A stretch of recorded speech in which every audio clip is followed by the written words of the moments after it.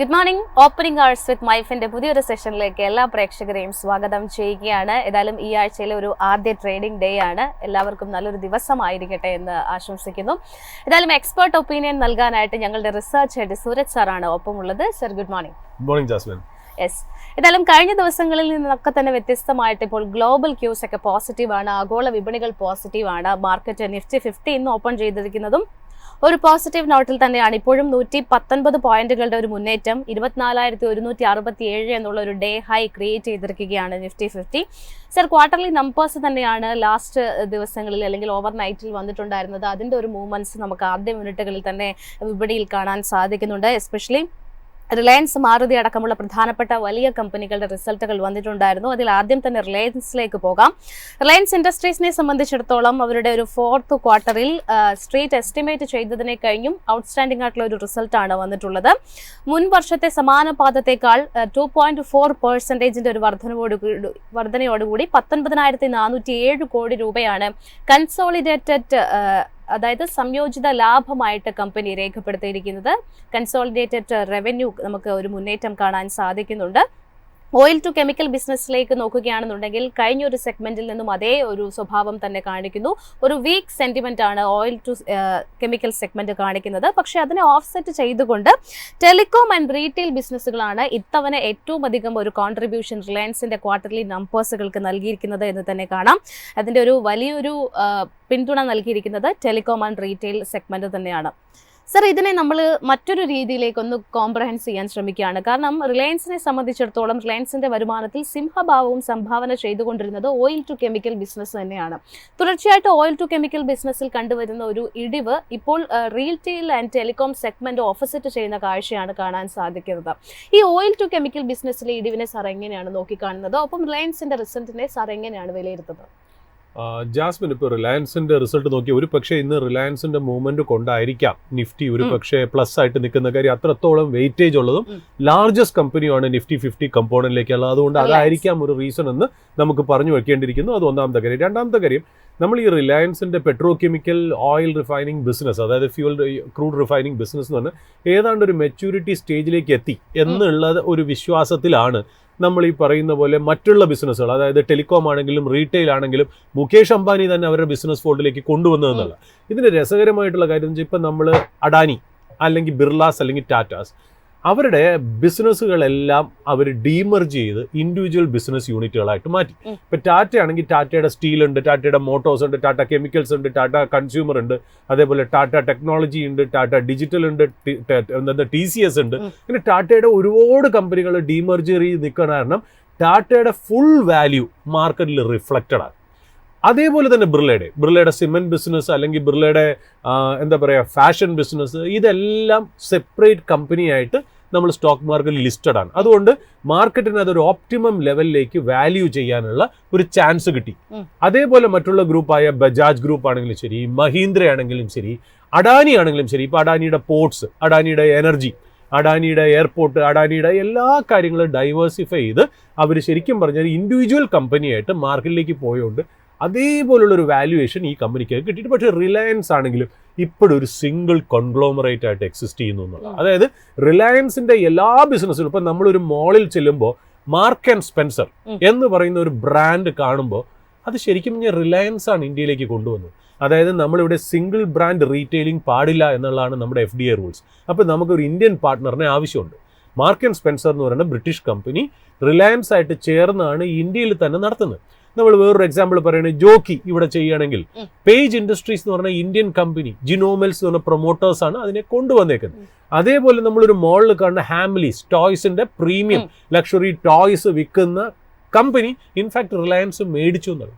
അപ്പം നമ്മളൊരു മോളിൽ ചെല്ലുമ്പോൾ ഈ പറയുന്ന പോലെ എന്താ പറയുക ഒരുപാട് ബ്രാൻഡ്സ് നമ്മൾ കാണുന്നുണ്ടല്ലോ. ഇപ്പോൾ US Polo, Tommy Hilfiger, Armani Exchange, ഇതെല്ലാം അരവിന്ദ് മിൽസിന്റെ കീഴിൽ വരുന്നതാണ്. അതായത് ആരോ ഉൾപ്പെടെ അരവിന്ദ് മിൽസ്, US പോളോ, ഇതൊക്കെ അരവിന്ദ് മിൽസ് എന്ന് പറയുന്ന ബ്രാൻഡിന്റെ കീഴിൽ വരുന്ന.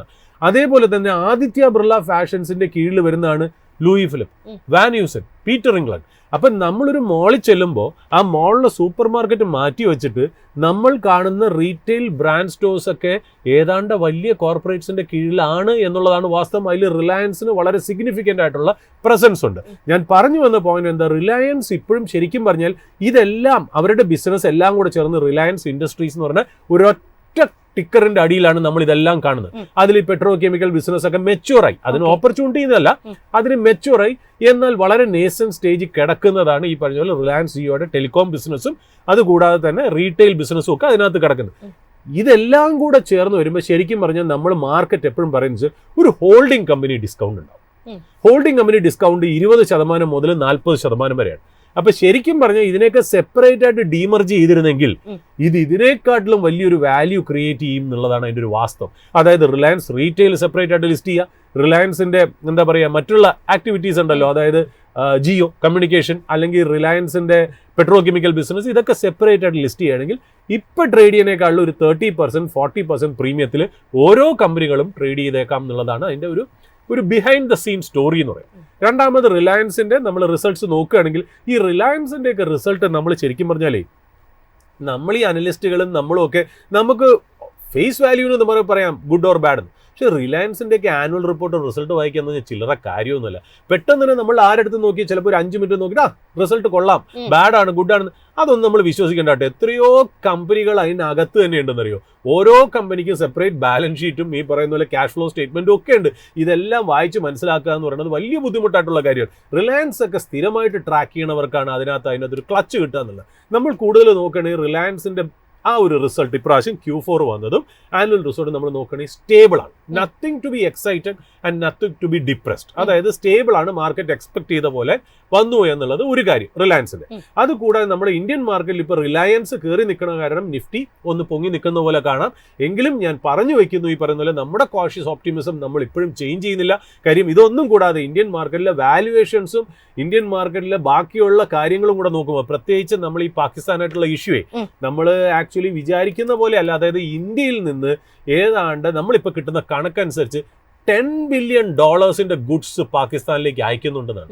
അത് മെയ്ഡ് ഇൻ ഇന്ത്യ മാറി മറ്റുള്ള രാജ്യങ്ങളിൽ ചെന്ന്, അതായത് ടാരിഫുകളും മറ്റുള്ള ഡിപ്ലോമാറ്റിക് റെസ്ട്രിക്ഷൻസും അവോയ്ഡ് ചെയ്യാൻ വേണ്ടി ദുബായ്, സിംഗപ്പൂർ, കൊളംബോ വഴി റീറൂട്ട് ചെയ്യുന്ന ട്രേഡ് ഒരുപാടുണ്ട്. അതായത് ഇപ്പോൾ UAE പോയി ദുബായിൽ ചെന്നിട്ട് Indian product made in UAE എന്നുള്ള ബ്രാൻഡുകളിൽ പാകിസ്ഥാനിലേക്ക് പോകുന്നുണ്ട്.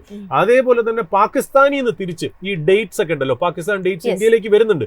അത് പലതും made in UAE, made in Saudi ഒക്കെയാണ്. ഇപ്പൊ ഇങ്ങനത്തെ രീതിയിൽ ട്രേഡ് ഉണ്ട്. നമ്മളിപ്പോൾ പാകിസ്ഥാനിൽ നിന്ന് ഇങ്ങോട്ട് വരുന്നതിനെ കുറിച്ച് നമ്മൾ കണക്ക് നോക്കേണ്ട കാര്യമില്ല. നമ്മളെ സംബന്ധിച്ച് ഇവിടുന്ന് അങ്ങോട്ട് പോകുന്നത് ഏതാണ്ട് $10 ബില്യൺ ഗുഡ്സ് ആണ് ഒന്നാമത്തെ കാര്യം. രണ്ടാമത് ഇപ്പം നമുക്ക് കിട്ടുന്ന ഡിപ്ലോമാറ്റിക് സോഴ്സസ് എന്ന് പറഞ്ഞാൽ ഇന്ത്യൻ ഗവൺമെന്റിനകത്ത് നിന്ന് കിട്ടാൻ എനിക്ക് യാതൊരു സോഴ്സസും ഇല്ല. ബട്ട് ഈവൻ നമ്മൾ ചിലരെ ട്വിറ്ററിലും അല്ലെങ്കിൽ എക്സിലൊക്കെ നമ്മൾ ഫോളോ ചെയ്യുന്നുണ്ട്. അവരൊക്കെ പഴയ ഡിഫൻസ് മേഖലയിലെ അനലിസ്റ്റുകൾ അല്ലെങ്കിൽ ഡിഫൻസിലെ സീനിയർ പൊസിഷനിലൊക്കെ ഇരുന്നവർ പറയുന്നതെന്ന് വെച്ചാൽ ഇന്ത്യയുടെ വളരെ സ്ട്രാറ്റജിക് ആയിട്ടുള്ള മൂവാണ് ഈ ഇൻഡസ് വാട്ടർ ട്രീറ്റി ക്യാൻസൽ ചെയ്യുക എന്നുള്ള കാര്യം. വെച്ചാൽ പാകിസ്ഥാൻ നമ്മൾ നേരത്തെ പറഞ്ഞല്ലോ 80% of Pakistan's water is being met by these rivers. അത് ഒന്നാമത്തെ കാര്യം. രണ്ടാമത് Pakistan is basically also an agriculture economy എന്നുള്ളത് നമ്മൾ മനസ്സിലാക്കി. അവരുടെ ലൈവ്ലിഹുഡിന് ഈ വെള്ളം വളരെ ഇമ്പോർട്ടൻ്റ് ആണ്. അതിൽ ശരിക്കും പറഞ്ഞാൽ അവർ പറയുന്ന ഒരു കാര്യം എന്ന് വെച്ചാൽ ഈ റാബി സീസണിലെ ക്രോപ്സ് നമ്മൾ ഇട്ട് തുടങ്ങുന്ന സമയം ഈ മെയ് തൊട്ട് ജൂലൈ വരെയാണ്. കറക്റ്റ് സമയത്തിനാണ് ഇത് പോയിരിക്കുന്നത്. മെയ്, ജൂൺ, ജൂലൈ അഫക്ട് ചെയ്യുന്ന രീതിയിലേക്കാണ് പോയത്.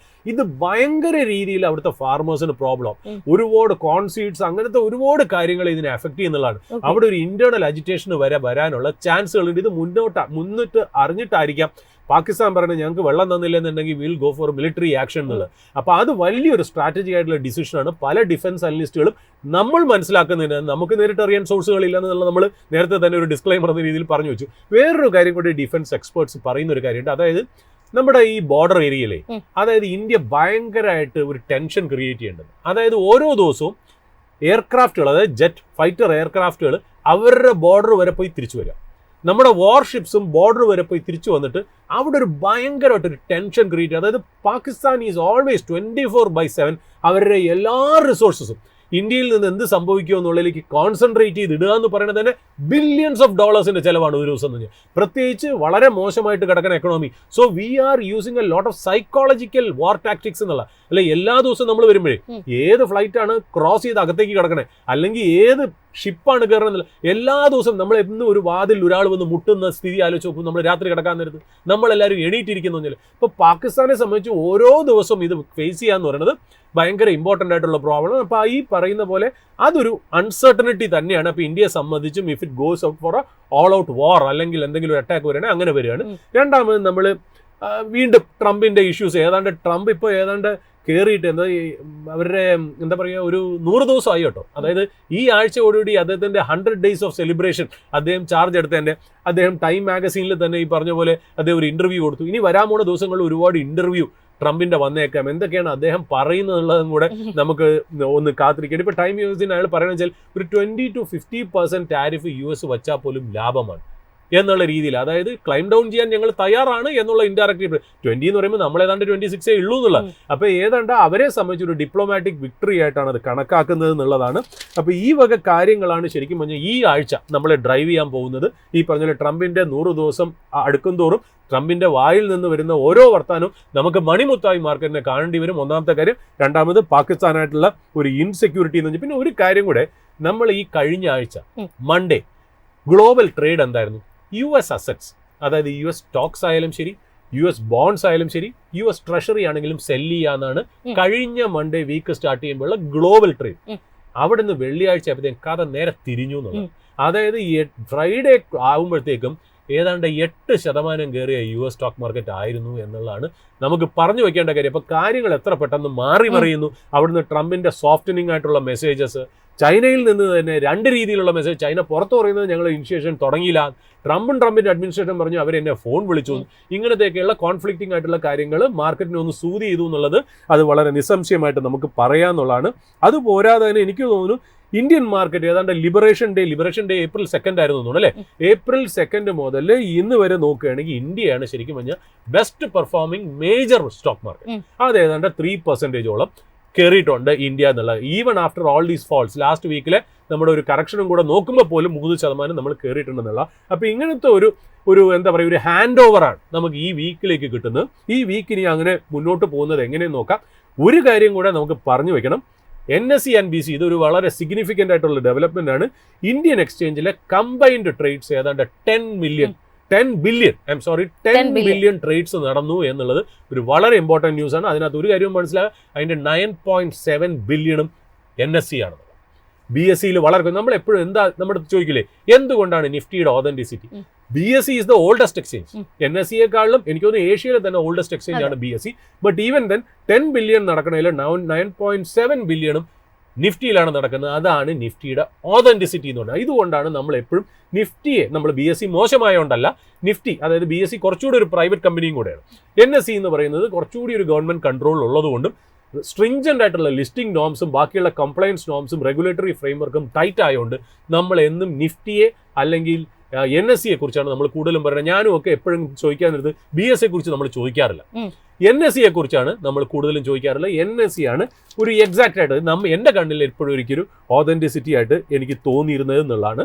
റിലയൻസിനെ സംബന്ധിച്ച് ജാസ്മിൻ ചോദിച്ച സ്ഥിതിക്ക് അവിടെ തന്നെ India first company in India to cross a net worth of 10 lakh crores 10 ലക്ഷം കോടിയുടെ നെറ്റ്വർത്ത് ക്രോസ് ചെയ്ത കമ്പനി അതായി മാറി എന്നുള്ളത്. അതുമാത്രമല്ല മാർക്കറ്റ് ക്യാപ്പ് ഏതാണ്ട് 20 lakh crore, അതായത് 10 lakh crore of net worth, 20 lakh crore of market cap first ആയിട്ട് കടന്ന കമ്പനിയായിട്ട് റിലയൻസ് ഇൻഡസ്ട്രീസ് മാറി എന്നുകൂടി നമ്മളൊരു പ്രിഫേസ് ആയിട്ട് പറഞ്ഞു വയ്ക്കും. യെസ്.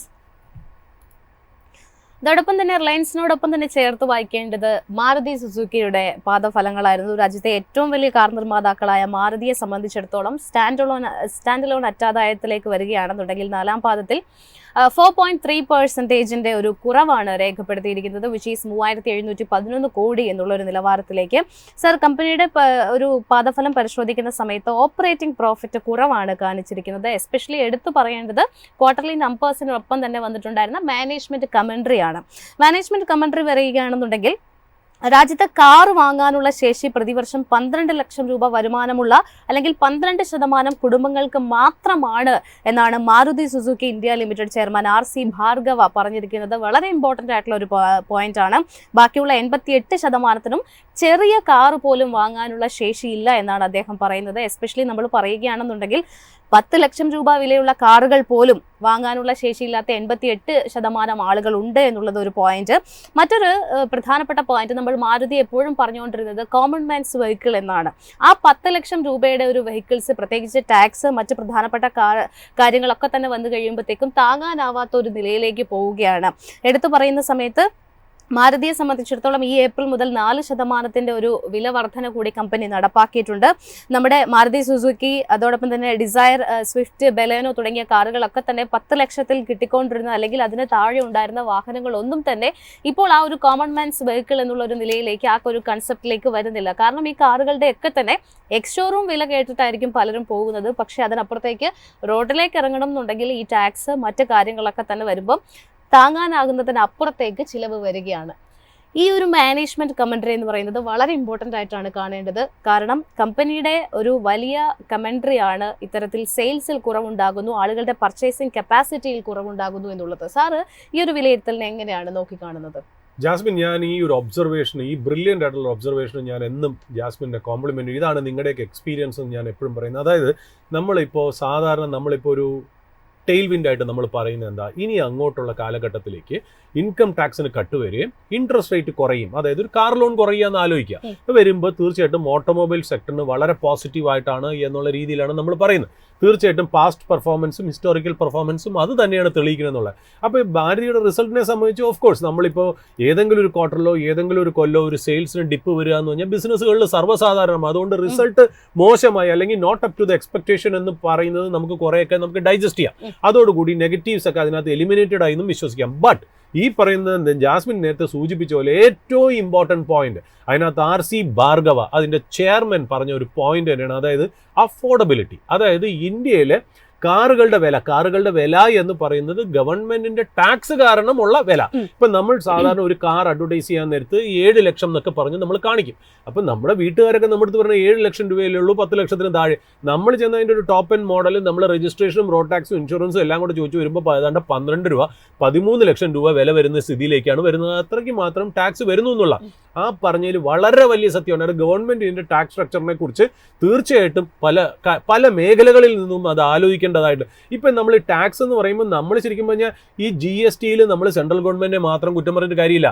GSTയിൽ ശരിക്കും പറഞ്ഞാൽ തീരുമാനം എടുക്കുന്നത് സെൻട്രൽ ഗവൺമെന്റിനെക്കാളും സ്റ്റേറ്റ് ഗവൺമെന്റ്സ് ആണ്. സ്റ്റേറ്റ് ഗവൺമെന്റ്സിന്റെ എല്ലാ ഫിനാൻസ് മിനിസ്റ്റേഴ്സും അതിനകത്ത് ഉൾപ്പെടുത്തിയുള്ള ഒരു കാര്യമാണ്. ഇപ്പം നമുക്കൊരു രസത്തിന് വേണ്ടി ട്രോൾ ചെയ്യാം, പഴംപൊരിക്ക് വരെ ടാക്സ് വെച്ചു, അത് പറയാൻ ശരിക്കും പറഞ്ഞാൽ നമ്മുടെ ഫിനാൻസ് മിനിസ്റ്ററിന് അവിടെ ചെന്ന് പറയാം, അതിന് എഗെയിൻസ്റ്റ് വോട്ട് ചെയ്യാം, മറ്റുള്ള ഫിനാൻസ് മിനിസ്റ്ററിനെ കൊണ്ട് റാലി ചെയ്ത് ആ ഡിസിഷൻ ശരിക്കും പറഞ്ഞാൽ അത് ചെയർ ചെയ്യുന്നത് ഫിനാൻസ് മിനിസ്റ്റർ ആണെന്നുള്ളത് വാസ്തവം തന്നെയാണെങ്കിലും decision complete federalism of States എന്ന് പറയുന്ന കോൺസ്റ്റിറ്റ്യൂഷണൽ പ്രൊവിഷൻ GSTയിൽ ഇൻക്ലൂഡ് ചെയ്ത് കാരണം എല്ലാവരും കൂടെ ചേർന്ന് എടുക്കുന്ന ഡിസിഷനാണ്.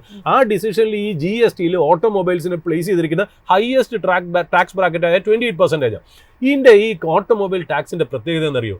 ഡ്യുവൽ ടാക്സേഷൻ ഉള്ള ഒരു വെർട്ടിക്കലാണ്. ഡ്യുവൽ ടാക്സേഷൻ അതായത് GST എന്ന് പറയുന്ന സെൻട്രലൈസ്ഡ് ആയിട്ട് ഇന്ത്യ ഒത്തുക്കെ പാൻ ചെയ്ത് കിടക്കുന്ന ഒരു ടാക്സ് അതിനകത്തുണ്ട്. അതാണ് ഞാൻ ഈ പറയുന്ന 28% എന്നുള്ള കമ്പോണന്റ്. അതിന്റെ കൂടെ ഒരു സെസ്സും ഉണ്ട്. എനിക്ക് തോന്നുന്നു സ്മോൾ കാസിന് 1 to 2%, ലക്ഷറി ഹൈ എൻഡ് വെഹിക്കിൾസിന് ഏതാണ്ട് 22% ഒക്കെയാണ് ഒരു സെസ് വരുന്നത്. ഇത് കംപ്ലീറ്റ് ശരിക്കും പറഞ്ഞ ഒരു GST കളക്ഷൻ, അതായത് യൂണിഫൈഡ് ആയിട്ട് പാൻ ഇന്ത്യയിൽ കളക്ട് ചെയ്യുന്ന ഒരു കാര്യമാണ്. അത് തന്നെ ആ revenue GST revenue central government കിട്ടിയാൽ അതിൽ ഡിവല്യൂഷൻ ഓഫ് സ്റ്റേറ്റ്സും ഉണ്ട്, സ്റ്റേറ്റ്സിനും കൊടുക്കുന്നുണ്ട്. അപ്പൊ GST കളക്ട് ചെയ്യുന്ന പൈസയും സ്റ്റേറ്റിന് കിട്ടി. അപ്പൊ GSTയുടെ 28% സ്റ്റേറ്റും കൂടെ ഉത്തരവാദി ആണ് എന്നുള്ളത് നമ്മളൊരു ബാക്ക്ഗ്രൗണ്ടിൽ പറഞ്ഞു വെക്കുന്നുള്ള ഒരു കാര്യം. രണ്ടാമത് സ്റ്റേറ്റ് ഇംപ്ലിമെന്റ് ചെയ്യുന്ന ഏതാണ്ട് ഡ്യുവൽ ടാക്സേഷൻ എന്ന് പറയുന്നത് അതാണ്. അത് സ്റ്റേറ്റ് ഇംപ്ലിമെന്റ് ചെയ്യുന്ന ചില ടാക്സുകൾ രണ്ടാമത് വരുന്നുണ്ട്. അത് ഏതൊക്കെയാണ്? റോഡ് ടാക്സ്, രജിസ്ട്രേഷൻ, ഇതെല്ലാം സ്റ്റേറ്റിന്റെ ഡിസ്ക്രിപ്ഷൻ ആണ്. സ്റ്റേറ്റ് ടു സ്റ്റേറ്റ് അത് വേരി ചെയ്യുകയും ചെയ്യുന്നുണ്ട്. ഇതെല്ലാം കൂടെ കഴിഞ്ഞ് വരുമ്പോഴത്തേക്കും കാറിന്റെ വില ഭയങ്കരമായിട്ട് കയറി എന്നുള്ളതാണ് അതിനകത്ത് ഇമ്പോർട്ടന്റ് ആയിട്ടുള്ള പോലും.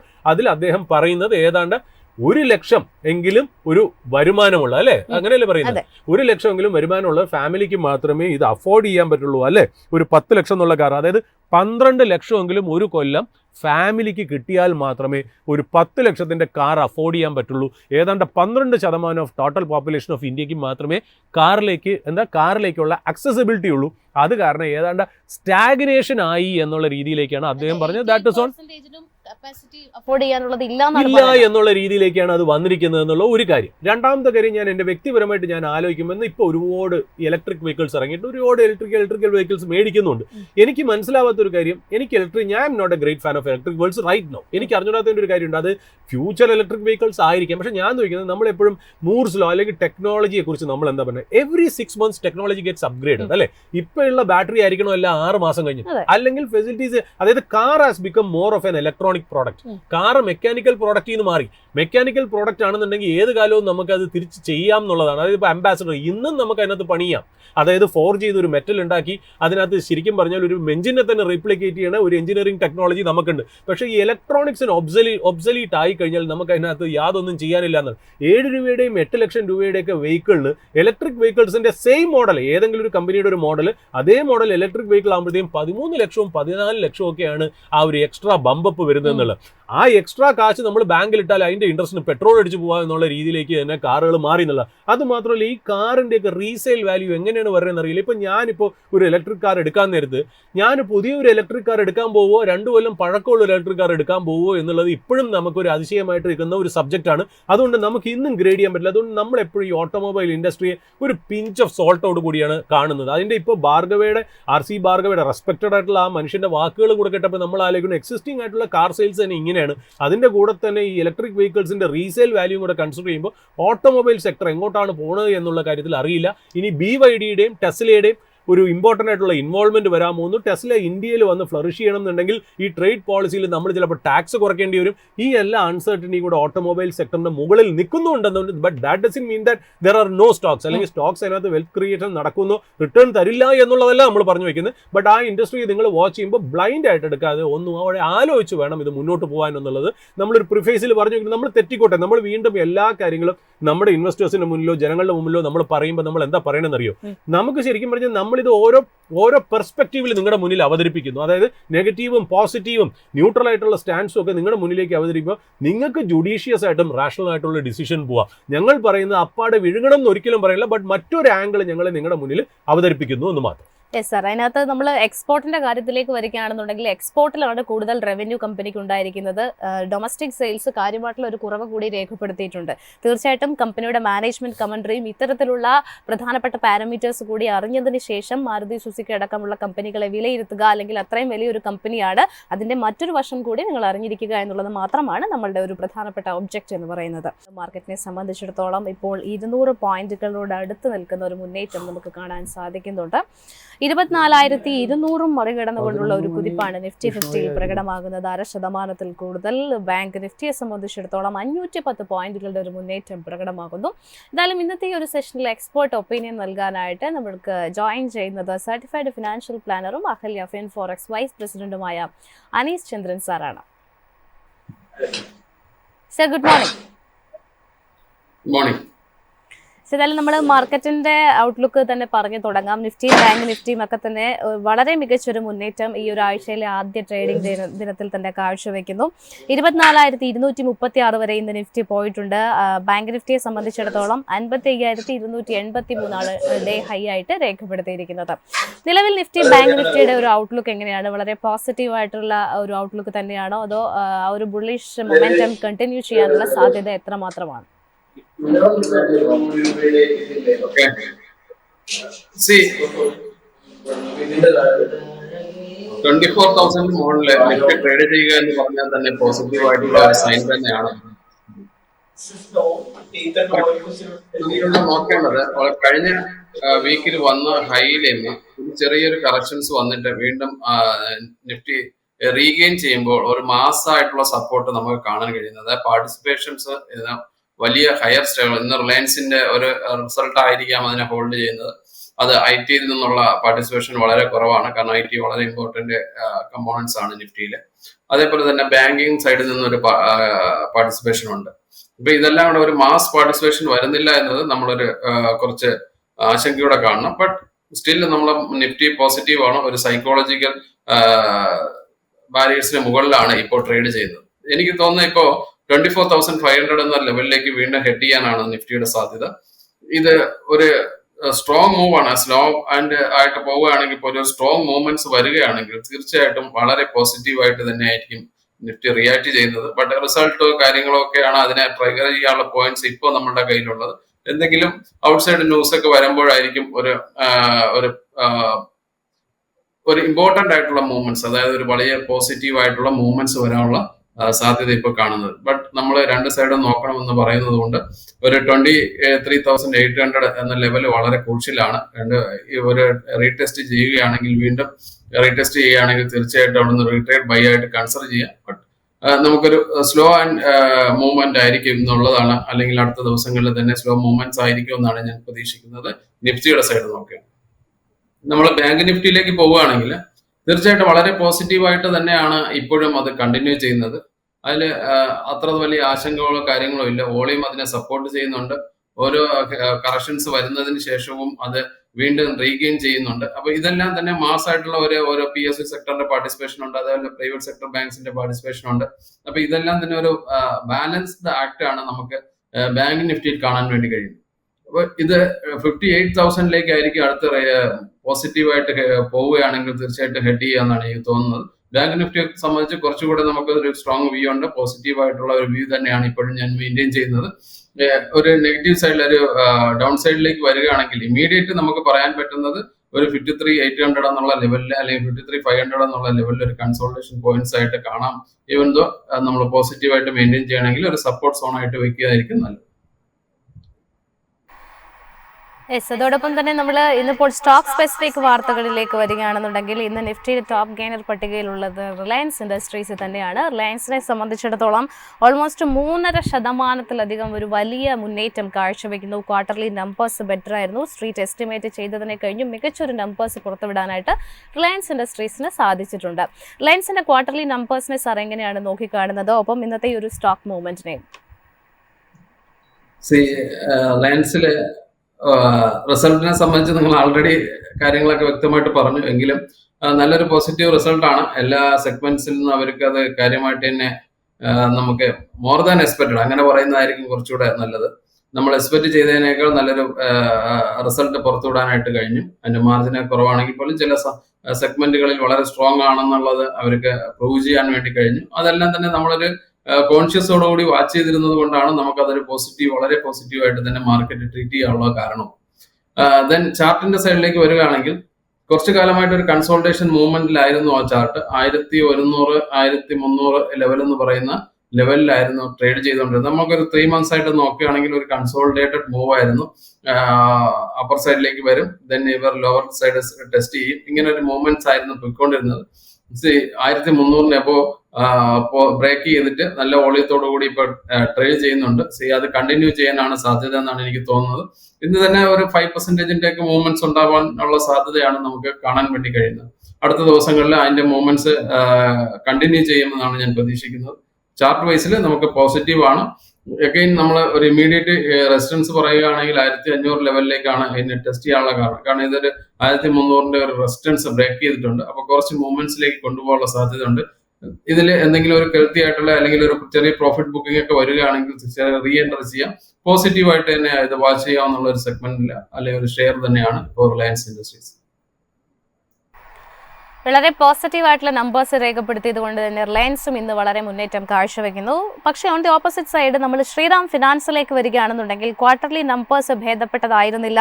അനലിസ്റ്റുകളൊക്കെ തന്നെ അവരുടെ എസ്റ്റിമേറ്റ് കട്ട് ചെയ്തിട്ടുണ്ട്. ഒപ്പം തന്നെ ഇന്ന് 9% ഒരു ഫോളാണ് ശ്രീറാം ഫിനാൻസിൽ ഉണ്ടായിരിക്കുന്നത്. ശ്രീറാം ഫിനാൻസിനെ സംബന്ധിച്ചിടത്തോളം സാർ എങ്ങനെയാണ് വിലയിരുത്തുന്നത്? ഈ ശ്രീറാം ഫിനാൻസിന്റെ ചാർട്ട് നോക്കുകയാണെങ്കിൽ കഴിഞ്ഞ കുറച്ച് വീക്സ് ആയി, ഒരു 2 weeks ആയിട്ട് തന്നെ നമുക്ക് അതിന്റെ വോളിയം കുറവായിട്ട് കാണാൻ പറ്റും. കാരണം അത് റിസൾട്ട് നിൽക്കുന്നതുകൊണ്ടായിരിക്കാം, ഒരു ന്യൂസ് വരാൻ വെയിറ്റ് ചെയ്തത് കൊണ്ടായിരിക്കാം. ഇതെല്ലാം തന്നെ വോളിയത്തിൽ വളരെയധികം കുറവ് രേഖപ്പെടുത്തിയിട്ടുണ്ട്. വോളിയം ഇംപ്രൂവ്മെന്റ്സ് ഇപ്പോഴും വന്നിട്ടില്ല. സെല്ലർ വോളിയംസ് ഒക്കെ കാണുന്നുണ്ട്. അതുകൊണ്ടൊന്ന് കോഷ്യസ് ആയിട്ട് വാച്ച് ചെയ്യുന്നതായിരിക്കും നല്ലത്. ബട്ട് ഇതിനൊരു നല്ലൊരു സപ്പോർട്ട് സോൺ ഉണ്ട് എന്ന് പറയുന്നത് 560 എന്ന് പറയുന്ന ലെവല് നല്ലൊരു സപ്പോർട്ട് സോൺ ആണ്. ഇപ്പൊ 600 അടുത്താണ് ഇപ്പോൾ ട്രേഡ് ചെയ്യുന്നത്. ഈ 560ലേക്ക് വരികയാണെങ്കിൽ തീർച്ചയായിട്ടും ഒരു പുൾ ബാക്ക് റാലി അല്ലെങ്കിൽ ഒരു റിലീഫ് റാലി തരാനുള്ള സാധ്യതയുണ്ട്. ഇപ്പൊ ഇവിടെ റീറ്റെയിലേഴ്സിനെ സംബന്ധിച്ച് അല്ലെങ്കിൽ ഒരു ഷോർട്ട് ടൈം ഈ മൊമെന്റ് ക്യാച്ച് ചെയ്യുന്ന ആളുകളെ സംബന്ധിച്ചിടത്തൊക്കെ ഒരു ഓപ്പർച്യൂണിറ്റി അവിടെ ഉണ്ട്. അതായത് ട്രേഡ് ചെയ്ത് എക്സിറ്റ് ചെയ്യാനുള്ള ഒരു ഓപ്പർച്യൂണിറ്റി അവിടെ ഉണ്ട്. അതായത് 560 എന്ന് പറയുന്നത് വളരെയധികം കൺസോളിഡേറ്റ് അല്ല, ഒരു സപ്പോർട്ട് സോൺ ആണ്. ആ സോണിൽ വന്ന് എന്തെങ്കിലും റീബുക്ക് അല്ലെങ്കിൽ ഒരു റിലീഫ് റാലി തരാനുള്ള സാധ്യത ഉണ്ടെങ്കിൽ അവിടെ നമുക്ക് അത് എൻകാഷ് ചെയ്യാൻ പറ്റുമെങ്കിൽ അത് നല്ലൊരു ഓപ്പർച്യൂണിറ്റി ആയിരിക്കും റീറ്റെയിലേഴ്സിനെ സംബന്ധിച്ച്. മറ്റൊരു കമ്പനി റിസൾട്ടുകൾ പ്രഖ്യാപിച്ചിട്ടുണ്ടായിരുന്നത് ടാറ്റ ടെക്നോളജീസ് ആണ്. ഇന്നിപ്പോൾ 1% ഒരു മുന്നേറ്റം നമുക്ക് കാണാൻ സാധിക്കുന്നുണ്ട്. കമ്പനിയെ സംബന്ധിച്ചിടത്തോളം നെറ്റ് പ്രോഫിറ്റിൽ 12% ഒരു മുന്നേറ്റം രേഖപ്പെടുത്തിയിട്ടുണ്ട്. റവന്യൂയിലേക്ക് വരുന്ന സമയത്ത് 2.4% ഒരു ഡിപ്പാണ് കാണാൻ സാധിച്ചത്. ടാറ്റ ടെക്നോളജീസിനെ സംബന്ധിച്ചിടത്തോളം ടെക്നിക്കലി സാർ എങ്ങനെയാണ് വിലയിരുത്തുന്നത്? വളരെയധികം കറക്ഷൻ നേരിട്ട ഒരു സ്റ്റോക്സ് ആണ് നമ്മുടെ ടാറ്റ ടെക്നോളജി എന്ന് പറയുന്നത്. ഒരു 1000 ലെവലിൽ നിന്ന് കറക്റ്റ് ചെയ്ത് അതിന്റെ ഒരു തുടർച്ചയായ കറക്ഷൻസ് നേരിട്ട് കൊണ്ടാണ് ഒരു 600 അടുത്തേക്ക് വന്നതിന് ശേഷം ചെറിയ ചെറിയ റിലീഫ് റാലി അല്ലെങ്കിൽ കൺസോളിഡേറ്റഡ് മൂവ് എന്ന രീതിയിൽ നമുക്കിപ്പോൾ കാണാൻ വേണ്ടി കഴിയുന്നത്. 600 and 720 ആണ് ഇപ്പോഴത്തെ ലെവലിൽ അതിന്റെ ഒരു കൺസോളിഡേറ്റഡ് മൂവ്. ഇപ്പൊ 720 എബോ ഒക്കെ ട്രേഡ് ചെയ്യുകയാണെങ്കിൽ അല്ലെങ്കിൽ നല്ലൊരു വോളിയത്തോടു കൂടി ട്രേഡ് ചെയ്യണം, അടുത്ത ദിവസങ്ങളിൽ ചിലപ്പോൾ അത് വരാനുള്ള സാധ്യതയുണ്ട്. അങ്ങനെ ട്രേഡ് ചെയ്യുകയാണെങ്കിൽ മാത്രം നമുക്കത് പോസിറ്റീവായിട്ട് വ്യൂ ചെയ്യാം. എന്തായാലും നമുക്കൊരു വാച്ച് ലിസ്റ്റിലേക്ക് ഉൾപ്പെടുത്താവുന്നതാണ്. എന്തെങ്കിലും റിവേഴ്സൽ വരികയാണെങ്കിൽ തീർച്ചയായിട്ടും നമുക്കത് എൻ്റർ ചെയ്യാവുന്ന ഒരു സ്റ്റോക്സ് ആണ്. അങ്ങനെ വാച്ച് ലിസ്റ്റിൽ ഉൾപ്പെടുത്തുക. ഇപ്പോഴത്തെ സ്ഥിതിയിൽ വെയിറ്റ് ആൻഡ് വാച്ച് എന്നൊരു സിറ്റുവേഷനിലേക്ക് വെക്കുക. അതിനുശേഷം 720 എബോ അത് വോളിയത്തോടു കൂടി ട്രേഡ് ചെയ്യുകയാണെങ്കിൽ നമുക്കത് എൻ്റർ ചെയ്യാവുന്നതാണ്. 600 നല്ലൊരു സപ്പോർട്ട് സോൺ ആണ്. ഇവൻ ഇമീഡിയറ്റ്ലി ഒരു 640 എന്ന ലെവലിലാണ് ഇമീഡിയറ്റ് സപ്പോർട്ട് കാണുന്നത്. ആ ലെവലിൽ നിന്ന് പുൾ ബാക്ക് വരാനാണ് ഞാൻ പ്രതീക്ഷിക്കുന്നത്. സർ, അതോടൊപ്പം തന്നെ നമ്മൾ നേരത്തെ സംസാരിച്ചിട്ടുണ്ടായിരുന്ന മാരുതി സുസുക്കിയിലേക്ക് വരികയാണ്. ഇന്നൊരു ഫ്ലാറ്റ് നെഗറ്റീവ് നോട്ടിലാണ് സ്റ്റോക്ക് ട്രേഡ് ചെയ്യുന്നത്. കമ്പനിയുടെ ക്വാർട്ടർലി നമ്പേഴ്സിന് ശേഷം ബ്രോക്കറേജുകളൊക്കെ തന്നെ ഒരു മിക്സഡ് ആയിട്ടുള്ള വ്യൂ ആണ് നൽകിയിരിക്കുന്നത്. ബോഫ സെക്യൂരിറ്റീസ് ഇപ്പോഴും മാരുതിയുടെ Q4 റിസൾട്ടിന് ശേഷവും ഓഹരിയിൽ ബുള്ളിഷാണ്. പക്ഷേ പല ബ്രോക്കറേജുകളും അവരുടെ ടാർഗറ്റ് മേ ബി കുറയ്ക്കുന്ന ഒരു രീതിയിലേക്ക് പോയേക്കാം എന്നുള്ള ഒരു കോഷ്യസ് സ്റ്റാൻസ് ആണ് ലഭിക്കുന്നത്. മാരുതിയെ സംബന്ധിച്ചിടത്തോളം നിലവിൽ ചാർട്ട് ഇൻഡിക്കേറ്റ് ചെയ്യുന്നത് എങ്ങനെയാണ്? തീർച്ചയായിട്ടും ഇത് തന്നെയാണ് ചാർട്ടിൽ ചെയ്യുന്നത്. ഒരു വലിയ ക്ലിയർ ആയിട്ടുള്ള ഒരു ട്രെൻഡോ കാര്യങ്ങളോ ഒന്നും തന്നെ മാരുതിയുടെ ചാർട്ടിലില്ല. ആ ഒരു കൺഫ്യൂഷൻ, എനിക്ക് തോന്നുന്ന ഒരു കൺഫ്യൂഷൻ എല്ലായിടത്തും നിലനിൽക്കുന്നുണ്ട്. ആ ചാർട്ടും അത് തന്നെ. കാരണം എല്ലാ ആളുകളുടെയും കൂടെ ഒരു മാസ്സായിട്ടുള്ള പാർട്ടിസിപ്പേഷൻ ആണല്ലോ ഈ ചാർട്ടിലും കാണുന്നത്. അങ്ങനെ ഈ ചാർട്ടിലും വളരെ ക്ലിയർ ആയിട്ടുള്ള ഒരു ഇൻഡിക്കേഷൻ ഒന്നും തന്നെ ഇല്ല. അപ്പോൾ ഞാൻ പറയുന്നത് ഇതൊരു വെയിറ്റ് ആൻഡ് വാച്ച് സിറ്റുവേഷൻ ആണ്. എന്താണ് സംഭവിക്കാൻ പോകുന്നതെന്ന് നമുക്കിപ്പോൾ ഏതൊരു ക്ലൂവും തരുന്നില്ല. ഒരു സപ്പോർട്ട് സോൺ എന്ന് പറയുന്നത് 11,000 അടുത്താണ്. അപ്പോൾ ആ 11,000 അടുത്ത് സപ്പോർട്ടായിട്ട് നിൽക്കുമ്പോൾ അവിടെ വാച്ച് ചെയ്യുക, ക്രൂഷ്യലായിട്ട് വാച്ച് ചെയ്യുക. ഈവൻ നല്ലൊരു റെസിസ്റ്റൻസ് പോയിന്റ് ഒരു ഷോർട്ട് ടൈം വ്യൂല് 13,500 ആണ്. ബട്ട് ഇമ്മീഡിയറ്റ്ലി നമുക്ക് പറയാനായിട്ട് 12,000 ലെവലിൽ ഒരു റെസിസ്റ്റൻസ് ലെവലുണ്ട്. അപ്പോൾ ഞാൻ പറഞ്ഞ 11,000 എന്ന് പറയുന്ന ഷോർട്ട് ടൈം സപ്പോർട്ട് പോയിന്റിൽ വാച്ച് ചെയ്യുക. എന്തെങ്കിലും ബ്രേക്ക് ഡൗൺ ഒക്കെ വരാനുള്ള സാധ്യത, കാരണം വോളിയം അതിനെയൊന്നും കൺഫേം ചെയ്യുന്നില്ല. വോളിയം ഇപ്പോഴും കുറവാണ്. ആവറേജ് വോളിയത്തിൽ നോക്കുകയാണെങ്കിൽ വളരെ കുറവായിട്ടാണ് ട്രേഡ് ചെയ്യുന്നത്. അപ്പം മാരുതിയെ സംബന്ധിച്ച് എല്ലാവർക്കും ഒരു കൺഫ്യൂഷൻ ഉള്ളതുപോലെ തന്നെ ചാർട്ടിലും വലിയ ക്ലിയർ ആയിട്ടുള്ള ഇൻഡിക്കേഷൻസ് ഇല്ല. ഈ ലെവൽസ് ഒക്കെ ക്രൂഷ്യലാണ്. 11,000 എന്ന് പറയുന്ന ഒരു ക്രൂഷ്യൽ ലെവൽ നമ്മൾ വാച്ച് ചെയ്യുക.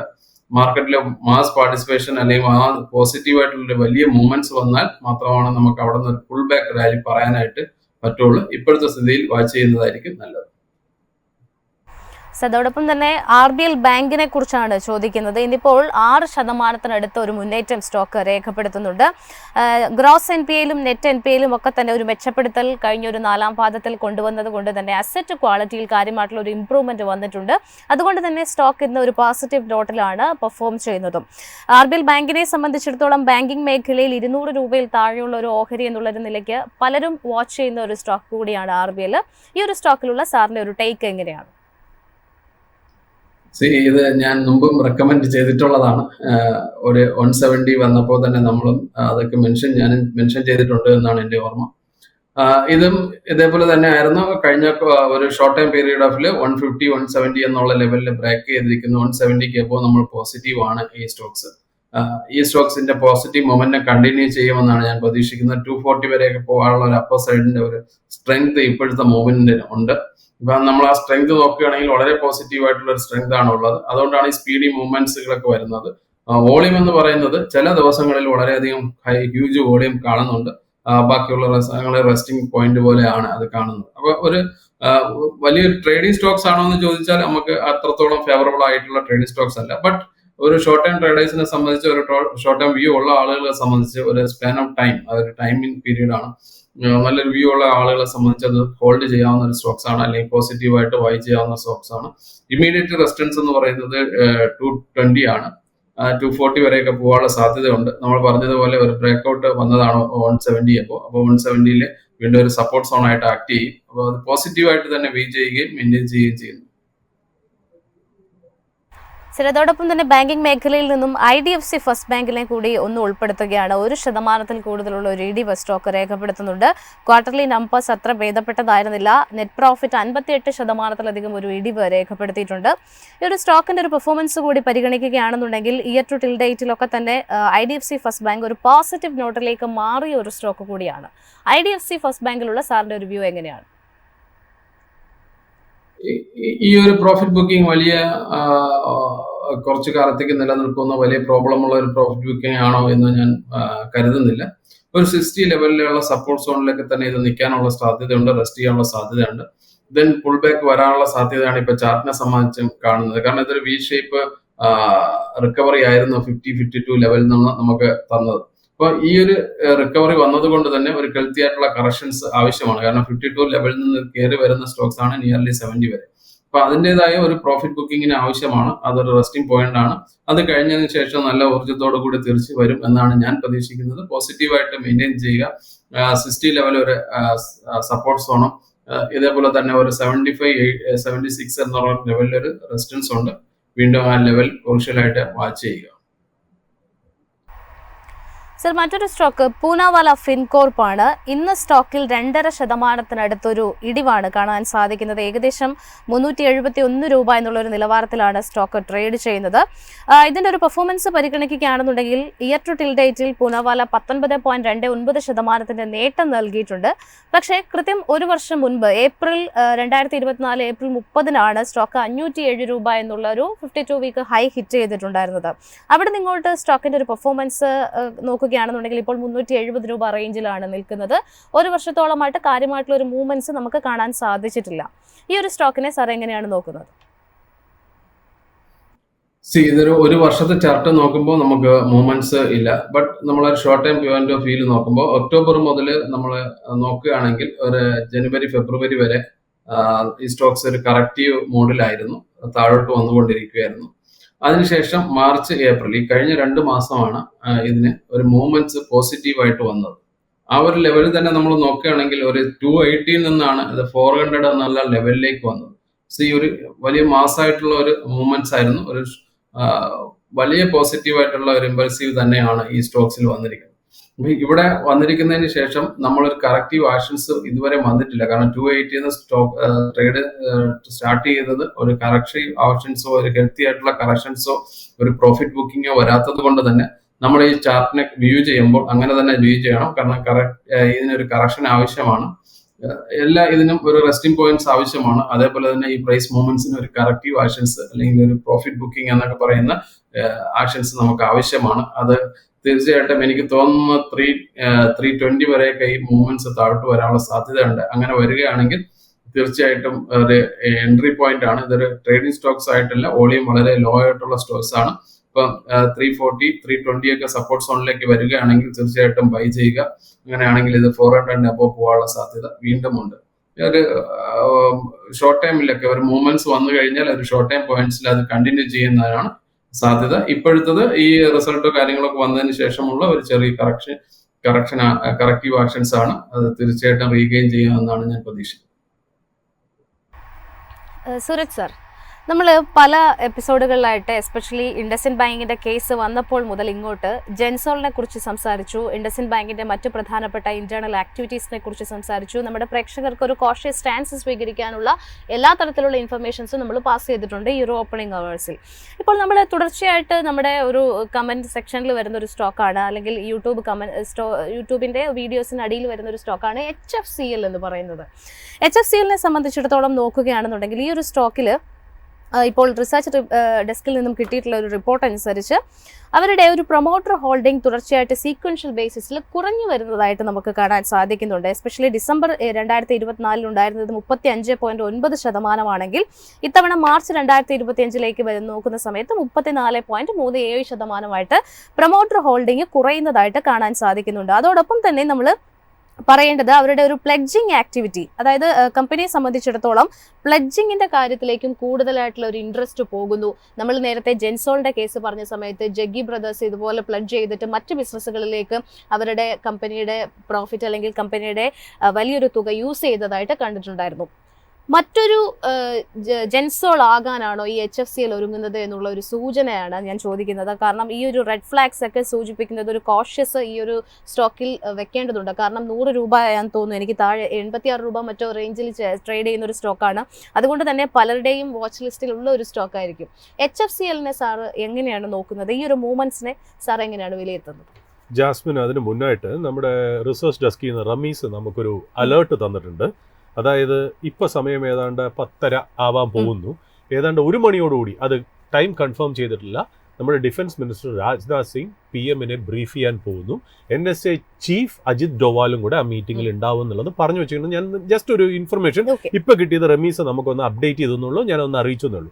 ഇത് കൂടാതെ നമ്മുടെ ഈ ജെൻസോൾ അല്ലെങ്കിൽ HFCL-ലേക്ക് പോകുന്നതിന് മുമ്പേ ശ്രദ്ധിച്ചോന്നറിയില്ല നമ്മുടെ പ്രേക്ഷകർ അല്ലെങ്കിൽ ഇൻവെസ്റ്റേഴ്സ് ശ്രദ്ധിച്ചോന്നില്ല, അനീഷ് ഒരു സ്റ്റേറ്റ്മെന്റ് പറഞ്ഞിരുന്നു. അതായത് നമ്മളിപ്പോൾ എനിക്ക് തോന്നുന്നു മാരുതിയുടെ ചാർട്ട് പറഞ്ഞപ്പോഴാണെന്ന് തോന്നുന്നു, ആ ചാർട്ടിനകത്ത് എല്ലാം ഉണ്ട്. അതായത് ആ വീക്ക്നെസ്സും എന്തൊക്കെ പോസിറ്റീവ് ഉണ്ടോ അതൊക്കെ ഡിസ്കൗണ്ട് ചെയ്തു, എന്തൊക്കെ നെഗറ്റീവ് ഉണ്ടോ അതും ചാർട്ടിൽ കാണിക്കുന്നുണ്ട്. അത് വളരെ ഇമ്പോർട്ടൻറ്റ് പീസ് ഓഫ് അഡ്വൈസ് ആണ്, ഇൻഫർമേഷൻ ആണ്. അത് ശരിക്കും പറഞ്ഞാൽ നമ്മൾ സാധാരണ മാർക്കറ്റ് ടെർമിനോളജിയിൽ, മാർക്കറ്റ് പാർലൻസിൽ നമ്മൾ ഗുജറാത്തിൽ ഒരു ടേം പറയും, ബാവ് ഭഗവാൻ ചേ, അതായത് ബാവ് ഭഗവാൻ ഹേ എന്ന് ഹിന്ദിയിലും പറയും. അതായത് price is God, whatever is reflected in the price is everything. അതായത് ആ ഒരു പ്രൈസ്, ഒരു സ്റ്റോക്കിന്റെ പ്രൈസ്, അതിലുള്ള ബുൾസിനെ, ബെയർസിനെ, ന്യൂട്രൽ സ്റ്റാൻഡ് എല്ലാവരുടെ ഒപ്പീനിയനും കൂടെ ഡൈജസ്റ്റ് ചെയ്തിട്ട് കളക്റ്റീവ് വിസ്ഡമിന്റെ ഔട്ട്കം ആണ് ഒരു സ്റ്റോക്കിന്റെ പ്രൈസ് എന്നുള്ളത്. അപ്പോൾ ആ പ്രൈസിനകത്ത് എല്ലാ പോസിറ്റീവ്, ഇതുവരെയുള്ള പോസിറ്റീവ് നെഗറ്റീവ് ഒക്കെ സബ്സ്യൂം ചെയ്തിട്ടുണ്ട് എന്നുള്ളൊരു ഇൻഫർമേഷനാണ്. അത് ഞാൻ അനീഷ് അതിൻ്റെ ഇടയിൽ ചേർത്ത് പറഞ്ഞുകൊണ്ട് ഞാനൊന്ന് ഇമ്പോർട്ടൻ്റ് ആയിട്ട് പറഞ്ഞു എന്നുള്ള കാര്യം, ഇതൊക്കെ വളരെ ഇമ്പോർട്ടൻ്റ് ആയിട്ടുള്ള ഒരു കാര്യമാണ്. ഞാൻ ആ പ്രൈസിനെ കുറിച്ച് പറയാൻ കാര്യം അറിയോ, ഈ ജെൻസോളും HFCL-ഉം പറഞ്ഞല്ലോ, ശരിയാണ്. ജാസ്മിൻ സൂചിപ്പിച്ചിരുന്നു, ജാസ്മിൻ എന്നെ കാണിച്ചു തന്നെ നമ്മുടെ ഒരു പ്രേക്ഷകൻ പല ടൈമിലായിട്ട് HFCL-ന്റെ സ്റ്റോക്ക് സൂക്ഷിക്കുന്നു. ഈ HFCL വളരെ നിഷായിട്ടുള്ള ഒരു ഇൻഡസ്ട്രിയിൽ ഓപ്പറേറ്റ് ചെയ്യുന്നു. ഒരു പക്ഷേ നമ്മളിരിക്കുന്ന ഓഫീസിന്റെ ഏറ്റവും മുകളിലെ ടെറസിൽ പോകാൻ തന്നെ ഈ HFCL is into lot of a communication device, satellite communication device, internet devices, അല്ലാണ്ട് ഒരുപാട് ഇലക്ട്രോണിക് കമ്പോണൻസ്, ഓപ്റ്റിക് ഫൈബറിലൊക്കെ ഡീൽ ചെയ്യുന്ന ഒരു കമ്പനിയാണ്. നമ്മൾ ഓരോ കെട്ടിടത്തിന്റെ മുകളിൽ ചെന്നാൽ HFCL-ന്റെ ഒരു ബോക്സ് എങ്കിലും നമുക്ക് കാണാൻ പറ്റും, ഒരു ആന്റീനയുടെ രൂപത്തിലോ എന്തെങ്കിലും രൂപത്തിൽ അത് കാണാൻ പറ്റും എന്നുള്ള. ഈ കമ്പനി ശരിക്കും പറഞ്ഞാൽ വളരെ പ്രോസ്പെക്ട്സ് ഉള്ള ഒരു കമ്പനി ആയിട്ടാണ് നമ്മൾ പൊതുവേ ആൾക്കാർ പറയാറ്. അതായത് ഒരു സ്ലീപ്പിംഗ് ജെയിൻ എന്നും മൾട്ടി ബാഗർ സ്റ്റോക്ക് എന്നും ഒക്കെ നമ്മൾ ഇത് വായിക്കാറുണ്ട്. ഈവൻ നമ്മുടെ ടാറ്റയുടെ ഒരു കമ്പനി ഉണ്ടല്ലോ, തേജസ് നെറ്റ്വർക്കിന്റെ കോമ്പറ്റീറ്റർ ആയിട്ട് വരെ പറയാറുണ്ട്, സ്റ്റെർലൈറ്റ് ടെക്നോളജീസിന്റെ കോമ്പറ്റീറ്റർ ആയിട്ട് വരെ ഇതിനെ പറയാറുണ്ട്. എന്നാൽ ഇതൊരു 50-60 രൂപയെന്ന് 120 രൂപയുടെ ഇടയിലാണ് അത് ഓസിലേറ്റ് ചെയ്തത്. ഒരുപാട് എന്താ പറയുക, ബ്രാൻഡ് നെയിംസ് ആയിട്ടുള്ള ഇൻവെസ്റ്റേഴ്സും അതിനകത്ത് ഇൻവെസ്റ്റഡ് ആയിട്ടിരിക്കുന്നു എന്നുള്ള. ഒരു പക്ഷേ ഈ സ്റ്റോക്കിന് ഇത്രയും ഓപ്പർച്യൂണിറ്റി ഉണ്ടായിട്ടും ഭയങ്കര ഒരു പെർഫോമൻസ് വരാത്തത് കാരണം ചിലപ്പോൾ ഈ പറയുന്ന പോലെ പ്രൊമോട്ടർ പ്ലഡ്ജിങ്ങും അല്ലെങ്കിൽ പ്രൊമോട്ടർ സെല്ലിങ്ങും തന്നെ ആയിരിക്കാം എന്നുള്ള. ഇത് നമുക്ക് ജെൻസോൾ ആണോ എന്ന് നമുക്ക് പറയാൻ പറ്റില്ല. കാര്യം ഈ പ്രൊമോട്ടർ പ്ലഡ്ജിങ് ഈ കമ്പനിയിൽ കൊല്ലങ്ങളായിട്ട് പലപ്പോഴായിട്ട് നടക്കുന്ന ഒരു കാര്യം തന്നെയാണ്. എങ്കിലും ജനങ്ങൾ ഇവിടെ സൂക്ഷിക്കണം. എന്തുകൊണ്ടെന്നറിയോ, ഈ ജെൻസോളും നമ്മുടെ അടുത്ത് ആരും പറയുന്നില്ലല്ലോ നിങ്ങൾ HFCL മാത്രമേ കാശ് ഉണ്ടാക്കാൻ പാടുള്ളൂ. നമ്മുടെ കാശ് നല്ല സ്റ്റോക്കുകളെയും നല്ല വ്യക്തികളെയും തേടി പോവുക എന്നുള്ള. അതുകൊണ്ട് നമ്മൾ അതിനകത്ത് ഇൻവെസ്റ്റ് ചെയ്യണോ വേണ്ടെന്നുള്ളത് നമ്മുടെ ഡിസ്ക്രിപ്ഷൻ ആണെന്നുള്ള. അത് മാത്രമല്ല HFCL ആയാലും ശരി, തേജസ് ആണെങ്കിൽ ശരി, നമ്മൾ സ്റ്റെർലൈറ്റ് ടെക്നോളജി ആണ്, ഇതൊന്നും നമുക്ക് വെസ്റ്റഡ് ഇൻട്രസ്റ്റ് ഉള്ള സ്റ്റോക്കുകളല്ല. രണ്ടാമത് ഈ പറയുന്ന പോലെ നമ്മൾ ഇതൊരു അഡ്വൈസ് ആയിട്ടും കൺസിഡർ ചെയ്യുന്നില്ല. ബട്ട് ഈ ജെൻസോളിന്റെ കാര്യം വന്നില്ലേ, ജെൻസോളിൽ ഏറ്റവും വലിയ ഇൻഡിക്കേഷൻ ഇത് തന്നെയായിരുന്നു. അതായത് ജെൻസോള് നമ്മളിപ്പോൾ ഒരു ബുൾ മാർക്കറ്റിൽ എല്ലാം മറന്ന് സ്റ്റോറീസ് ഒക്കെ ക്രിയേറ്റ് ചെയ്യുമ്പോൾ നമ്മൾ വിട്ടുപോകുന്ന ഒരു കാര്യമുണ്ട്, ഫണ്ടമെന്റൽ അനാലിസിസ്. കാര്യം ടെക്നിക്കൽ അനാലിസിസിലും ഇത് പറയും. ഒരു പക്ഷേ ടെക്നിക്കൽ അനാലിസിസ് നമ്മൾ മാറ്റിക്കഴിഞ്ഞാൽ ഇപ്പോൾ ഈ പ്രൈസ് ഈസ് എവറിത്തിങ് നമ്മൾ പറയില്ലേ, everything is discounted in the price. ആ പ്രൈസ് ആ ടെക്നിക്കൽ ചാർട്ടിൽ ചിലപ്പോൾ കാണിച്ചിരിക്കാം. ഞാൻ ടെക്നിക്കലി നോക്കിയിട്ടില്ല. ജെൻസോൾ നമ്മൾ ടെക്നിക്കലി ഫണ്ടമെന്റലി വാച്ച് ചെയ്യുന്ന സ്റ്റോക്ക് അല്ല. അതിൻ്റെ ഒന്നാമത്തെ റീസൺ അതിന് അത്രമാത്രം പോപ്പുലാരിറ്റി സോഷ്യൽ മീഡിയ കമ്മ്യൂണിറ്റി കിട്ടിയെന്നുള്ള. അത്രമാത്രം ആൾക്കാർ സോഷ്യൽ മീഡിയ കമ്മ്യൂണിറ്റിയിൽ സ്റ്റോക്കിനെ പോകുമ്പോൾ അത് തന്നെയാണ് ഏറ്റവും ഇതിനകത്ത് നെഗറ്റീവായിട്ട് നമ്മൾ കൺസിഡർ ചെയ്യേണ്ട ഒരു കാര്യം. രണ്ടാമത് നമ്മളിത് ഫണ്ടമെന്റലി നമ്മൾ ഇതുകൊണ്ടാണ് ജനങ്ങളോട് പറയുന്നത് വെറും ഒരു എന്താ പറയുക ചാർട്ടും ഒരു മാർക്കറ്റ് ഇൻഫ്ലുവൻസും മാത്രം പോരുത്, കുറച്ചൊക്കെ ഒരു ഫണ്ടമെന്റൽ അനാലിസിസ് ഒരു സ്റ്റോക്കിൽ നടത്തണം. കാര്യം അങ്ങനെ നോക്കിയാൽ മാത്രമേ ഇതിന്റെ ഷെയർ ഹോൾഡിംഗ് പാറ്റേണിൽ പ്ലഡ്ജിങ് കാണുള്ളായിരുന്നു ജെൻസോളിൽ, അതേപോലെ തന്നെ പ്രൊമോട്ടർ വിൽക്കുന്നതും അതിനകത്ത് തെളിഞ്ഞ് കാണുള്ളായിരുന്നുള്ളത് വളരെ ക്ലിയർ ആണ്. അപ്പോൾ ഈ HFCL കുറിച്ച് നമ്മുടെ ഇൻവെസ്റ്റർ അങ്ങനെ ഒരു റിസർച്ച് നടത്തിയതിൽ ഞാൻ അദ്ദേഹത്തെ വ്യക്തിപരമായിട്ട് അതിനകത്ത് അപ്രീഷിയേറ്റ് ചെയ്യുന്നു, ഞാൻ ഒരുപാട് റെസ്പെക്ട് ചെയ്യുന്നു എന്നുള്ള കാര്യത്തിൽ നമ്മൾ ഈ കാര്യങ്ങളൊക്കെ നോക്കേണ്ടത്. കാര്യം HFCL ചിലപ്പോൾ നാളെ ഒരു ഗ്രേറ്റ് ഇൻവെസ്റ്റ്മെന്റ് ആയി മാറാം. അവർ ഈ പ്ലഡ്ജൊക്കെ റിവോക്ക് ചെയ്ത് പ്രൊമോട്ടർ ഇനിയും ബൈ ചെയ്തേക്കാം. ബട്ട് ഇതൊരു റെഡ് ഫ്ലാഗ് ആണ്, അത് തലയ്ക്ക് വെക്കണം, അത് എപ്പോഴും നമ്മൾ ഓർത്ത് വെക്കണം എന്നുള്ള ജെൻസോൾ നമുക്ക് പാഠമായിട്ട് പഠിപ്പിച്ചു എന്നുള്ള. പിന്നെ രണ്ടാമത് ഈ ജെൻസോൾ പോലത്തെ കമ്പനി നമുക്ക് എങ്ങനെ അവോയ്ഡ് ചെയ്യാം എന്നുള്ളതാണോ ജാസ്മിൻ നമ്മൾ ചോദിച്ചത്. നമ്മൾ ഇന്ന് ആഴ്ച മുമ്പേ സംസാരിച്ചത് നമ്മുടെ വേറൊരു പ്രേക്ഷകയും നമ്മുടെ അടുത്ത് ചോദിച്ചിട്ടുണ്ടായിരുന്നു. അതായത് പ്രൊമോട്ടർ പ്ലഡ്ജിങ്, അതേപോലെ ഈ പ്രൊമോട്ടറിന്റെ സ്റ്റേക്ക് റെഡ്യൂസ് ചെയ്യുക, ഇതൊക്കെ ഒരു ഇമ്പോർട്ടൻറ്റ് ഫാക്ടറാണ്. രണ്ടാമത് ഒരുപാട് സോഷ്യൽ മീഡിയയിലും ഒരുപാട് ന്യൂസ് ആർട്ടിക്കിൾസും ഒക്കെ വരുന്നത് ഒരു പ്രൊമോഷൻ്റെ ഒരു പബ്ലിക് റിലേഷൻസ് ഒരു PR ആക്ടിവിറ്റി ആയിട്ടായിരിക്കാം പല കമ്പനി ഇതിനെ യൂട്ടിലൈസ് ചെയ്യണമെന്നുള്ള റെഡ് ഫ്ലാഗ് നിങ്ങൾ മനസ്സിൽ വെച്ചോളണം. അത് രണ്ടാമത്തെ കാര്യം. മൂന്നാമത്തെ കാര്യം, ഇതിനകത്ത് ഈ കോർപ്പറേറ്റ് റെസിഗ്നേഷൻ, CFO റിസൈൻ ചെയ്യുക, അല്ലെങ്കിൽ ചാർട്ടേഡ് അക്കൗണ്ടൻസ് മാറുക, അല്ലെങ്കിൽ ഇമ്പോർട്ടൻറ്റ് കീ മാനേജ്മെന്റ് പേഴ്സണിലെ റെസിഗ്നേഷൻസ് ഒരു റെഡ് ഫ്ലാഗ് എടുത്ത് നമുക്ക് നോക്കാവുന്നതാണ്. നാലാമത് നമ്മൾ പറയുന്നത് ഡിലേഡ് ഫയലിംഗ്. അതായത് ഇവർ ഈ ലിസ്റ്റഡ് കമ്പനിക്ക് ഒരുപാട് കോംപ്ലയൻസ് ഉണ്ട്. അതായത് എക്സ്ചേഞ്ചിന് ഒരുപാട് കാര്യങ്ങൾ അറിയിക്കണം, സെബിയെ ഒരുപാട് കാര്യങ്ങൾ അറിയിക്കണം. അത് ചില കാര്യങ്ങൾ അവരുടെ ആനുവൽ റിപ്പോർട്ടിൽ അല്ലെങ്കിൽ ക്വാർട്ടർലി റിസൾട്ട് വരുമ്പോൾ അതൊന്ന് ക്വാളിഫൈ ചെയ്യണം. അല്ലെങ്കിൽ എന്തെങ്കിലും മിസ്മാച്ചസ് ഉണ്ടെങ്കിൽ അത് ക്വാളിഫൈ ചെയ്യണം. എഴുതുന്നതുകൊണ്ട് തെറ്റില്ല, അത് ജനങ്ങളുടെ അടുത്ത് കമ്മ്യൂണിക്കേറ്റ് ചെയ്യുക എന്നുള്ളത്. ആ പല കാര്യങ്ങളിലും വരുത്തുന്ന വീഴ്ച, റെഗുലേറ്ററി ഫയലിംഗിൽ വരുന്ന വീഴ്ച, കോംപ്ലയൻസ് ഫയലിംഗിൽ വരുന്ന വീഴ്ചയും ഒരു ഇമ്പോർട്ടൻറ്റ് റെഡ് ഫ്ലാഗ് ആയിട്ട് ആൾക്കാർക്ക് നോക്കാവുന്ന ഒരു കാര്യമാണ്. പിന്നെ റിലേറ്റഡ് പാർട്ടി ട്രാൻസാക്ഷൻ, അതായത് നമ്മൾ ഒരു കമ്പനി ലിസ്റ്റഡ് ആണ്, ഇത് കൂടാതെ നമുക്ക് കുറച്ച് പ്രൈവറ്റ് കമ്പനി ഉണ്ട്, അതൊന്നും ലിസ്റ്റഡ് അല്ല. ഈ പ്രൈവറ്റ് കമ്പനിയായിട്ട് ലിസ്റ്റഡ് കമ്പനിയെ കൊണ്ട് ബിസിനസ് ചെയ്യിപ്പിക്കാൻ നമ്മൾ സത്യത്തിന്റെ കേസ് തന്നെ പറഞ്ഞിരുന്നു. അതായത് സത്യത്തിൽ രാമലിംഗ രാജുവിന്റെ മകന്റെ കമ്പനിയാണ് മേത്താസ്. സത്യം തിരിച്ചിട്ട പേരാണ് മേത്താസ്. ഈ മേത്താസിലേക്ക് പൈസ സത്യത്തിൽ നിന്ന് എടുത്ത് മേത്താസിലേക്ക് കൊടുത്തു എന്നുള്ളതാണ് അന്നത്തെ സത്യം സ്കാം എന്ന് പറയുന്നത്. അതേപോലെ ഈ റിലേറ്റഡ് പാർട്ടി ട്രാൻസാക്ഷൻ നമുക്കൊരു റെഡ് ഫ്ലാഗ് ആയിട്ട് കണക്കിൽ വയ്ക്കാമെന്നുള്ളതാണ്. അതുകൊണ്ട് ഈ HFCL സംബന്ധിച്ച് നമ്മളെ സംബന്ധിച്ച് അത് നല്ല സ്റ്റോക്കാണോ ചീത്ത സ്റ്റോക്കാണോ എന്ന് നമുക്കിപ്പോൾ പറയാൻ പറ്റില്ല. കാര്യം ഇതൊക്കെ ടൈഡ് ഓവർ ചെയ്ത കമ്പനികളും ഇന്ത്യൻ മാർക്കറ്റിന്റെ ചരിത്രത്തിലുണ്ട്. ബട്ട് ഈ പറയുന്ന പോലെ ഇതൊരു റെഡ് ഫ്ലാഗ് ആണോ എന്ന് വെച്ചാൽ yes, it is a red flag. ആ ഒരു റെഡ് ഫ്ലാഗ് തന്നെയാണ്. നിങ്ങൾക്ക് ഒരു കമ്പല്ലിംഗ് റീസൺ ഇല്ല HFCL മേടിക്കാൻ. അതായത് ആരും നിങ്ങളെ നിർബന്ധിക്കുന്നില്ല, നിങ്ങൾക്ക് ധീരതയ്ക്കുള്ള അവാർഡ് മേടിക്കാനായിട്ട് നിങ്ങൾ HFCL ഒന്ന് മേടിച്ച് കാണിക്കൂ എന്ന് നിങ്ങളുടെ ആരെങ്കിലും പറയണേ മാത്രം HFCL മേടിക്കുക. അല്ലെങ്കിൽ നിങ്ങൾക്ക് തീർച്ചയായിട്ടും അതിൽ നിന്ന് അവോയ്ഡ് ചെയ്യാവുന്നതാണ്. കാര്യം ഈ വക കാര്യങ്ങളായിരുന്നു ജെൻസോളിൽ കിട്ടിയിരുന്ന ആദ്യത്തെ ഒരു ഇൻഡിക്കേഷൻ എന്നുള്ളത്. മറ്റുള്ള ജെൻസോൾ ആവർത്തിക്കാതിരിക്കാൻ, അല്ലെങ്കിൽ നമ്മുടെ പ്രേക്ഷകരോ നമ്മുടെ ഇൻവെസ്റ്റേഴ്സോ അതിൽ ചെന്ന് പെടാതിരിക്കാനും വേണ്ടി നമ്മൾ 3-4 ഗൈഡ് ലൈൻ പറഞ്ഞു എന്നേ ഉള്ളൂ. ഒരുപാട് ഫണ്ടമെന്റൽ റീസൺസ് നമുക്ക് അതിനകത്ത് സ്റ്റേറ്റ് ചെയ്യേണ്ടതായിട്ടുണ്ട്. ബട്ട് നമ്മൾ മുഖവരയിൽ പറയുന്നത് ഇത് സിമ്പിൾ ആയിട്ട്, അതായത് കണക്കൂട്ടേണ്ട കാര്യങ്ങളല്ല. അതായത് ഒരുപാട് പോപ്പുലാരിറ്റിയുള്ള കമ്പനി, പ്രൊമോട്ടർ സെല്ലിംഗ് വരുന്ന കമ്പനി, പ്രൊമോട്ടർ പ്ലഡ്ജ് ചെയ്യുന്ന കമ്പനി, കോർപ്പറേറ്റ് ഫയലിംഗ്സ് ചെയ്യാത്ത കമ്പനികൾ, അല്ലാതെ ഈ കീ പേഴ്സണിൽ ഇരിക്കുന്ന ആൾക്കാർ റെസിഗ്നേഷൻസ്, ഇങ്ങനത്തെ കാര്യങ്ങൾക്ക് നിങ്ങൾക്ക് ന്യൂസ് ചെയ്യുന്നത് തന്നെ നിങ്ങൾക്ക് വാച്ച് ചെയ്യാവുന്നതാണ്. സ്ക്രീനർ എന്ന് പറയുന്ന ആ ഒരു സോഫ്റ്റ്വെയറിലും നിങ്ങൾക്ക് എളുപ്പം കണ്ടുപിടിക്കാവുന്നതാണ്. ഇതൊക്കെ നമ്മളൊന്ന് പറഞ്ഞു വെക്കുന്നു. ഈ കാര്യത്താൽ നമുക്ക് അവോയ്ഡ് ചെയ്യാം എന്ന് പറഞ്ഞ് HFCL അവോയ്ഡ് ചെയ്യാന്നല്ല നമ്മുടെ advice. But it is a red flag എന്നുള്ളത് നമുക്കൊന്ന് പറഞ്ഞു വെക്കേണ്ടിയിരിക്കുന്നു. ഏതായാലും ഈ HFCL കുറിച്ചിട്ടുള്ള ടെക്നിക്കൽ അനാലിസിസ് നേരത്തെ അനീഷ് സാർ തന്നെ പങ്കുവച്ചിട്ടുണ്ട്. ഏതായാലും ഇന്നത്തെ ഈ ഒരു സെഷനിൽ പങ്കെടുത്ത അനീഷ് സാറിന് പ്രത്യേകം നന്ദി പറയുകയാണ്. ഏതായാലും ഈ ഒരു സെഷന്റെ ഒരു ടൈം കഴിയുകയാണ്. ഇന്നത്തെ ഓപ്പണിംഗ് അവേഴ്സിന്റെ ഒരു സെഷൻ വൈൻഡ് അപ്പ് ചെയ്യുന്നു. മാർക്കറ്റിനെ സംബന്ധിച്ചിടത്തോളം വളരെ റെസിലിയന്റ് ആയിട്ടുള്ള ഒരു മുന്നേറ്റം തന്നെ കാണാൻ സാധിക്കുന്നുണ്ട്. 24,200 എന്നുള്ള ഒരു പോയിന്റ് ഇപ്പോൾ നമ്മൾ സംസാരിക്കുന്ന ഈ 10:30 മെയിൻറ്റെയിൻ ചെയ്യാനായിട്ട് നിഫ്റ്റിക്ക് സാധിക്കുന്നുണ്ട്. ബാങ്ക് നിഫ്റ്റിയെ സംബന്ധിച്ചിടത്തോളം 522 പോയിന്റുകളുടെ ഒരു മുന്നേറ്റം കാണാൻ സാധിക്കുന്നുണ്ട്. ഏതായാലും ഈ ആഴ്ച ഒരു ആദ്യ ട്രേഡിംഗ് ഡേ തന്നെ മികച്ചൊരു തുടക്കമാണ് ലഭിച്ചിരിക്കുന്നത്. ഏതായാലും ഓപ്പണിംഗ് അവേഴ്സിന്റെ ഇന്നത്തെ ഈ ഒരു സെഷൻ ഇവിടെ വൈൻഡ് അപ്പ് ചെയ്യുന്നു. അടുത്ത ഒരു മണിക്കൂറിൽ മാർക്കറ്റ് എങ്ങനെയായിരിക്കും പെർഫോം ചെയ്യുക എന്നതടക്കമുള്ള വാർത്തകളുമായിട്ട് റിസർച്ച് ഡെസ്കിൽ നിന്നും ഞങ്ങളുടെ ടീം നിങ്ങളോടൊപ്പം ജോയിൻ ചെയ്യും. Stay tuned.